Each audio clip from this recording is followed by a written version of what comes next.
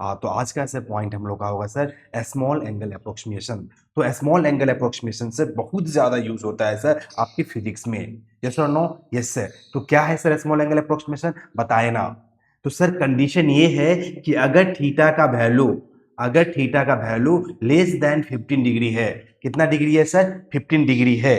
तो सर ये कहते हैं आपको कि सर अगर साइन थीटा जो होगा वो ऑलमोस्ट इक्वल टू थीटा हो जाएगा if this theta is equal to less than 15 degree. Good, good sir. ठीक है सर। और सर इसका कुछ एग्जांपल बताए। और एक पॉइंट याद रखना होगा सर, माइंड इट, ये हमेशा ध्यान रखना होगा। माइंड इट, क्या माइंड इट सर?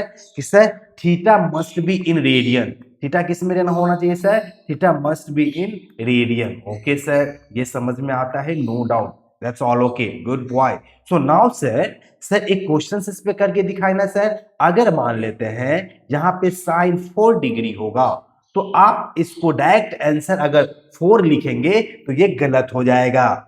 तो क्या करना होगा सर? इसको रेडियन में कन्वर्ट करना होगा। It's mean you have to multiply pi by 180 and this is your what answer. Okay.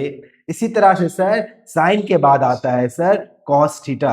अगर थीटा सर वो लेस देन 15 डिग्री है तो कॉस थीटा का वैल्यू यहां पे क्या हो जाता है सर? 1 हो जाता है।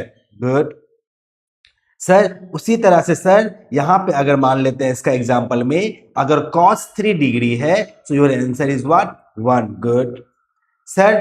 टेन के टर्म में आप लिखते हैं सर टेन थीटा अगर लेस देन के इज, और टेन थीटा जो होगा सर, अगर थीटा का वैल्यू लेस देन 15 डिग्री है, it's mean this is also equal to what? Theta. और थीटा क्या होगा sir? Must be in radian. Yes और नो? Yes sir. तो सर ये कंसेप्ट आपका बहुत ज्यादा